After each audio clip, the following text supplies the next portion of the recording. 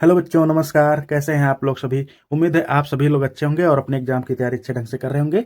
इसके पहले हम लोगों ने अपनी प्रश्नावली नंबर 8.2 को स्टार्ट कर दिया है बच्चों, और उस वीडियो में मैंने आप लोगों को सारे बेसिक और अपनी त्रिकोणमितीय अनुपातों के कोणों का मान कैसे ज्ञात किया जाता है वो सब बता दिया है। अगर आप लोगों ने वो वीडियो नहीं देखा है तो प्लीज उसको देख लीजिएगा बच्चों। इस वीडियो में हम लोग अपना सेकेंड क्वेश्चन सॉल्व करेंगे जो हम लोगों ने अभी तक सॉल्व नहीं किया है। ठीक है, आइए हम लोग इसको देखते हैं। बच्चों हम लोग का क्वेश्चन क्या था, निम्नलिखित के मान निकालिए। ठीक है, मान निकालना था।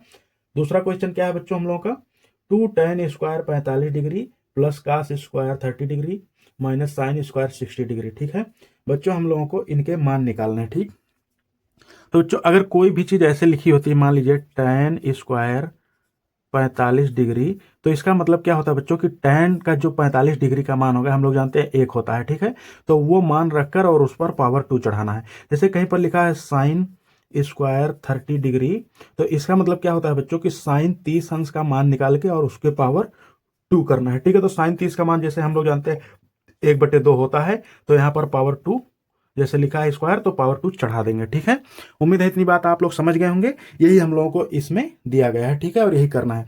आइए हम लोग इसको सॉल्व करते हैं। देखिए यहाँ पर लिखेंगे हल। बच्चों हम लोग को दिया गया है 2 tan² 45। अगर कोई भी संख्या किसी भी त्रिकोणमितीय अनुपात के साथ में इस तरीके से आगे लिखी होती है तो उसका मतलब क्या होता है बच्चों कि वो संख्या जो है उस अनुपात के साथ में गुणे में है। ठीक है, तो इसका मतलब यहाँ पर 2 लिख देंगे और गुणे में है तो गुणा कर देंगे। अब देखिए tan 45 का मान बच्चों हम लोग जानते हैं कि 1 होता है। ठीक है, और यहाँ पर स्क्वायर लगा है, इसका मतलब हम लोग को इसके पावर 2 चढ़ाना है। ठीक, इतनी बात समझ गई आप लोगों ने। अब यहाँ पर जो है प्लस का चिन्ह लगा है तो प्लस लगा दिया। अब बच्चों यहाँ पर लिखा है cos स्क्वायर 30 डिग्री। ठीक है, तो cos 30 का मान होता है बच्चों √3/2। ठीक, और पावर 2 लगा है तो पावर 2 हम लोग ऐसे ही लगा देंगे। ठीक, यहाँ पर माइनस का चिन्ह है तो यहाँ पर माइनस का चिन्ह लगाएंगे।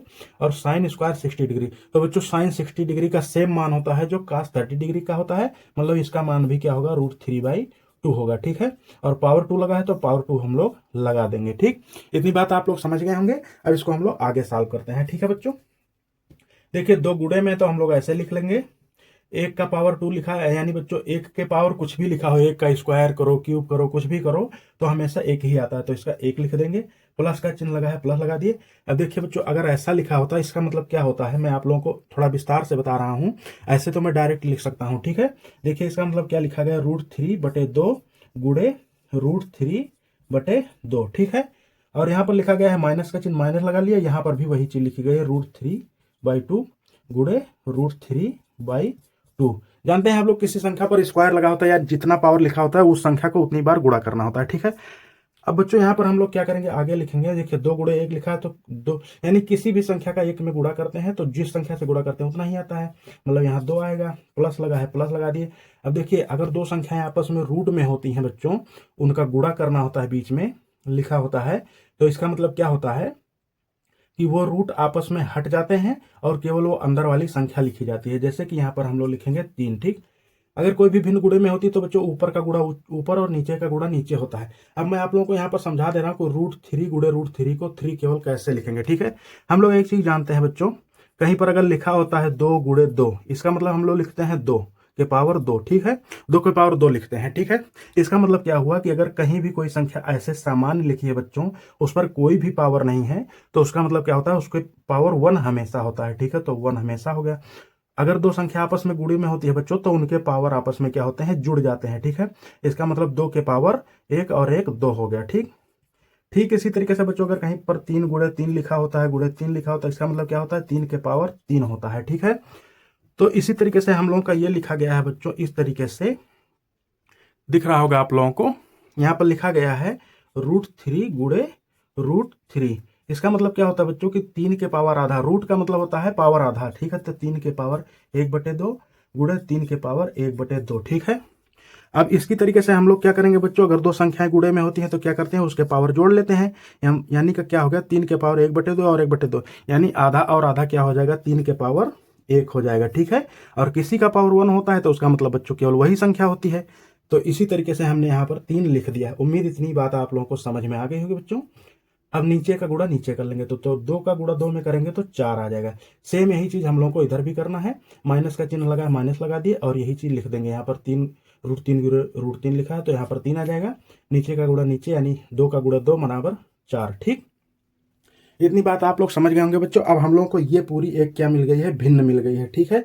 लेकिन अगर आप लोग चाहें तो इसको बिना भिन्न को सॉल्व किए ही हम लोग इसको सॉल्व कर लेते हैं। देखिए एक संख्या यहाँ पर क्या है, प्लस के साथ में और एक माइनस के साथ में है, ठीक है। तो इसका मतलब क्या हो बच्चों कि हम लोगों को लिखा है 2 - 2, जैसे इसके साथ में प्लस चिन्ह है और इसके साथ में माइनस, या जैसे कि +3 - 3, यानी 3 में से 3 घटाना है। सेम यही चीज लिखा है, यानी 3/4 में से 3/4 घटाना है। तो हम लोग यहाँ पर भिन्न नहीं सॉल्व करेंगे, नहीं दिमाग लगाएंगे, क्योंकि ये सबसे आसान है। तो बच्चों इसमें से ये घटेगा तो यहाँ पर 0 आ जाएगा, ठीक है। तो इसकी जगह पर 0, यहाँ पर लिखेंगे 2 + 0, ठीक। इतनी बात आप लोगों ने समझ ली होगी। अब बच्चों 2 में 0 जोड़ेंगे तो 2 आएगा, यही हम लोगों का आंसर हो जाएगा, ठीक है। उम्मीद है बच्चों आप लोगों को ये क्वेश्चन एकदम अच्छे तरीके से समझ में आया होगा। अगर आप लोगों को समझ में आया तो प्लीज वीडियो को लाइक करिएगा और चैनल को सब्सक्राइब जरूर करिएगा। आइए हम लोग अपने तीसरे क्वेश्चन की तरफ चलते हैं, ठीक है, इसको मिटा के। अब बच्चों हमने अपना अगला क्वेश्चन यानी थर्ड पार्ट जो है लिख लिया है। आइए इसको पढ़ते हैं, उसके बाद में सॉल्व करते हैं, ठीक है। बच्चों हम लोग का क्वेश्चन दिया गया है cos 45 डिग्री बटे sec 30 degree plus cosec 30 degree, ठीक है। तो इसको हम लोग सबसे पहले हल लिखते हैं, उसके बाद में सॉल्व करना स्टार्ट करते हैं। यहाँ लिखेंगे हल। बच्चों हम लोग जानते हैं cos 45 का मान होता है 1/√2, ठीक है। और यही सेम मान हम लोग का sin 45 का भी होता है, आप लोगों को बता दूं याद करने के लिए, ठीक। अब देखिए यहाँ sec 30 का मान दिया गया है, तो sec 30 का मान होता है बच्चों 2/√3, ठीक है। बीच में प्लस का चिन्ह है, प्लस का चिन्ह लगा लिया। और cosec 30 अंश का मान होता है बच्चों 2, ठीक है। अब यहाँ पर हम लोग को क्या मिला बच्चों, एक फ्रैक्शन मिल गई है नीचे और ऊपर एक फ्रैक्शन मिल गई है। इसको हम लोगों को सॉल्व करना है, ठीक है। तो जिस अंक के नीचे कोई भी हर नहीं होता है उसके नीचे हम लोग हमेशा 1 मानते हैं। अब इसको सॉल्व करना स्टार्ट करते हैं। अगर कहीं पर आप लोगों को इस तरीके की कोई भिन्न दी गई होती है, फ्रैक्शन दिया गया होता है, तो हम लोग इसका यहाँ पर गुणा कर लेते हैं और इसका गुणा यहाँ पर कर लेते हैं, नीचे का गुणा नीचे कर लेते हैं, ठीक है। लिखेंगे ऊपर वाला पहले सेम टू सेम लिख लेंगे, 1/√2 लिख लिया बच्चों। उसके बाद में नीचे देखिए बट्टे का चिन्ह लगा दिया। 2 का गुणा 1 में हुआ तो 2 हो गया, बीच में प्लस का चिन्ह लगा है तो प्लस लगा लिया। और 2 का गुणा √3 में हुआ तो बच्चों हो जाएगा हम लोग का 2√3, ठीक है। यहाँ पर हम लोग नीचे का गुणा करेंगे तो यहाँ पर क्या हो जाएगा, √3 का गुणा 1 में तो √3 हो जाएगा, ठीक। अब यहाँ पर हम लोगों को एक भिन्न के नीचे दूसरी भिन्न दी गई बच्चों, ये एक भिन्न हो गई और ये दूसरी भिन्न हो गई। तो अगर इस तरीके की कहीं भिन्न लिखी होती है तो हम लोग इसको इस तरीके से सॉल्व करते हैं बच्चों, ऊपर वाली को ऐसे ही रोक देते हैं और नीचे जो भिन्न लिखी होती है यानी फ्रैक्शन लिखी होती है उसको हम लोग ऊपर लाते हैं गुणे में, यानी ये भाग में है पूरी, तो इसको हम लोग क्या लेंगे, गुणे में लाएंगे। लेकिन गुणे में लाने के लिए इसको हम लोग पलट कर लिखेंगे, ठीक है। आइए देखते हैं, देखिए यहाँ पर लिखेंगे 1/√2 पहले से था, इसको ऐसे लिख दिया। अब नीचे वाली को बच्चों हम लोग यहाँ पर गुणे में करेंगे और √3 नीचे है तो इसको हम लोग √3 को ऊपर कर देंगे। और उसके बाद में ये सभी संख्याएं ऊपर हैं, इसको हम लोग नीचे करेंगे, यानी 2 + 2√3, ठीक है। इतनी बात आप लोगों ने समझ ली होगी। अब देखिए अगर कहीं भी दो भिन्न आपस में गुणे में होती हैं बच्चों तो हम लोग क्या करते हैं, ऊपर का गुणा ऊपर कर लेते हैं और नीचे का गुणा नीचे कर लेते हैं, ठीक है। तो यहाँ पर हम लोग क्या करेंगे, देखिए ऊपर का गुणा यानी 1 का √3 में गुणा हुआ तो बच्चों √3 हम लोगों को मिल जाएगा, बटे का चिन्ह लगा लिया। उसके बाद में ये जो √2 है बच्चों, इसका इस पूरी टर्म में गुणा होगा, ठीक है। तो क्योंकि यहाँ पर 2 भाग में टर्म दिया गया है यानी बीच में प्लस का चिन्ह है तो दोनों में एक एक बार गुणा होगा, ठीक है। तो जब √2 का 2 में गुणा होगा तो बच्चों हम लोग को मिलेगा 2√2, बीच में प्लस का चिन्ह है, प्लस लगा लिया। अब फिर इस √2 का गुणा इस पूरे टर्म में होगा, ठीक है। तो यहाँ पर हम लोगों को क्या मिलेगा, देखिए जो संख्या अकेले होती है यानी रूट के बाहर होती है वो ऐसे ही रहेगी, और जो रूट के अंदर है इसका गुणा रूट में ही होगा, ठीक है। यानी रूट वाली संख्या का गुणा रूट वाली संख्या में ही होगा, ठीक है। तो बच्चों हम लोग रूट लगा लेंगे और 3 का गुणा 2 में होगा तो हम लोगों को क्या मिलेगा, 6 मिलेगा, ठीक। उम्मीद है इतनी बात आप लोगों को समझ में आ गई होगी। अब हम लोग इसको आगे सॉल्व करेंगे, ठीक है। यहां पर हम लोग देखते हैं, देखिए जब कोई भी भिन्न इस तरीके से दी गई हो बच्चों, यानी कि जिसमें नीचे हम लोगों को रूट दिया गया हो, अंडर रूट में नीचे को संख्याएं दी गई होती हैं, तो हम लोग क्या करते हैं, उसको नीचे वाले रूट को हटाने के लिए इसका क्या करते हैं, हम लोग रेशनलाइजेशन यानी परिमेयीकरण करते हैं, ठीक है। तो परिमेयीकरण हम लोग कैसे करेंगे, आइए यहाँ देखते हैं। ऊपर जो लिखा है उसको ऐसे ही रहने देते हैं बच्चों, √3 लिख देते हैं, ठीक है। और नीचे जो लिखा है उसको ऐसे ही करते हैं पहले, सेम टू सेम, 2√2 + 2√6, ठीक है। अब परिमेयीकरण करने के लिए बच्चों हम लोग क्या करते हैं, जो हर में संख्या दी होती है इसी संख्या का ठीक जो है हम लोग ऊपर गुणा करेंगे। बस इतना करते हैं कि बीच में जो चिन्ह होता है उसको चेंज करके, यानी अगर प्लस है तो गुणा करने में माइनस करेंगे, और अगर यहाँ पर माइनस है तो गुणा करने में प्लस करेंगे, ठीक है। तो यहाँ पर हम लोग लिखते हैं बच्चों 2√2 और यहाँ पर माइनस लेंगे क्योंकि यहाँ पर प्लस है तो माइनस, और 2√6, ठीक है। और यही सेम संख्या जो है हम लोग नीचे भी गुणा करेंगे, ठीक है। 2√2 माइनस 2√6, ठीक है। इतनी बात आप लोगों ने समझ ली होगी। अब बच्चों ऊपर का गुणा जो है ऊपर वाले में होगा और नीचे का गुणा नीचे वाले में होगा, ठीक है। तो मैं आप लोगों को इन दोनों को आप लोग ध्यान से देखिए, इस पूरे टर्म को और इस पूरे टर्म को आप लोग देखिए, ठीक है। केवल बीच में प्लस और माइनस का फर्क है, ठीक है। तो बच्चों हम लोग एक फार्मूला जानते हैं, क्या फार्मूला जानते हैं कि अगर एक ब्रैकेट में a प्लस बी लिखा होता है और दूसरे ब्रैकेट में a माइनस बी लिखा होता है, तो बच्चों यहाँ से एक फार्मूला हम लोग जानते हैं a square minus b square, ठीक है। तो यहाँ पर देखिए एक टर्म जो है पूरा a प्लस बी लिखा है, दूसरा a माइनस बी लिखा है, तो हम लोग इसका मतलब ये वाला फार्मूला यहाँ पर लगा देंगे, यानी इस a का स्क्वायर और b का स्क्वायर कर देंगे, ठीक है। बीच में माइनस लगा देंगे। आइए इसको लिखते हैं, ठीक। देखिए ऊपर का जो गुणा होगा बच्चों, तो ये पूरे टर्म में हम पहले देखिए दो टर्म, एक पहला टर्म ये है, दूसरा टर्म ये है, तो दोनों में गुणा करते हैं √3 का।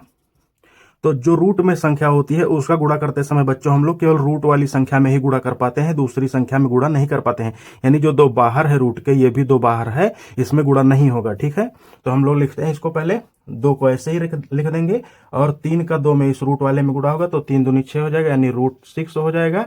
बीच में माइनस का चिन्ह है, माइनस लगा दिया। अब इस देखिए √3 का √6 में होगा, पहले 2 लिखा है, 2 ऐसे लिख देते हैं, और 3 छक 18, यानी 18 अंडर रूट के अंदर हो जाएगा, ठीक। इतनी बात आप लोगों ने समझ ली होगी। ऊपर वाली की बात खत्म हो गई। अब नीचे वही फार्मूला हम लोग लगाएंगे, a square minus b square. तो a स्क्वायर यहाँ पर लिखेंगे, यानी 2√2 का होल स्क्वायर माइनस 2√6 का होल स्क्वायर, ठीक है। अब बच्चों यहाँ से हम लोग आगे क्या देखेंगे, देखिए 18 जो लिखा गया है इसका हम लोग क्या करते हैं बच्चों, यहाँ पर जो है गुणनखंड करते हैं 18 का। तो हम लोग को क्या मिलेगा, 2 9 18। अब 9 को 3 से काटते हैं, 3 त्रिक का 9 और 3 को 1, ठीक है। 3 को एक बार पहाड़ा पढ़ेंगे तो ये कट जाएगा, ठीक है। तो यहाँ पर हम लोगों ने क्या देखा बच्चों कि 3 का एक जोड़ा बन रहा है, ठीक। तो जो संख्या जोड़े में मिल जाती है उसको हम लोग रूट के बाहर निकाल लेते हैं, और जिसका जोड़ा नहीं बनता है उसको हम लोग रूट के अंदर ही रहने देते हैं।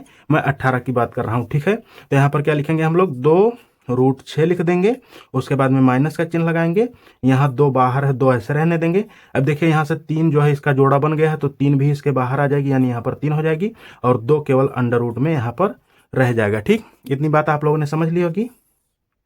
अब हम लोग इसकी बात करते हैं। तो बच्चों जब कोई भी संख्या इस तरीके से लिखी हुई, यानी कुछ उसके रूट के बाहर हो और कुछ अंदर हो, और उसका स्क्वायर करते हैं, तो हम लोग दोनों का स्क्वायर करते हैं, यानी इसका भी स्क्वायर अलग से होगा और इसका भी स्क्वायर अलग से होगा। तो इसका स्क्वायर होगा, 2 का स्क्वायर होगा, तो बच्चों यहाँ पर 4 मिलेगा। और कोई संख्या अगर रूट के अंदर होती है और उसका स्क्वायर करते हैं, तो वो जो है केवल स्क्वायर हट जाता है, यानी हम लोगों को केवल अंदर वाली संख्या मिलती है, तो केवल 2 मिलेगा, ठीक है। ये चीज मैं आप लोगों को कई बार समझा चुका हूं कैसे। अगर देखिए बच्चों यहाँ पर √2 गुणे √2 लिखा है, तो इसका मतलब क्या हो गया कि ये 2 के पावर 1/2 है, गुणे फिर 2 के पावर 1/2, ठीक। तो अगर दो संख्याएं आपस में गुणे में होती हैं तो उनके पावर यानी घात जो होते हैं वो जुड़ जाते हैं, यानी 2 के पावर आधा प्लस आधा 1 हो जाएगा। और किसी संख्या का पावर 1 होता है तो इसका मतलब केवल वही संख्या मिलती है जो कि मैंने यहाँ पर लिख दिया है, ठीक है। आप लोग समझ गए होंगे। अब मैं आगे यहाँ पर बढ़ता हूँ बच्चों, माइनस का चिन्ह लगा तो माइनस लगा दिए, 2 लिखा है तो 2 का स्क्वायर पहले होगा, तो यहाँ पर 4 हो जाएगा, और 6 जो है यहाँ पर अंडर रूट में है और बाहर स्क्वायर लगे तो केवल हम लोगों को 6 मिलेगा, ठीक। इतनी बात आप लोगों ने समझ ली होगी।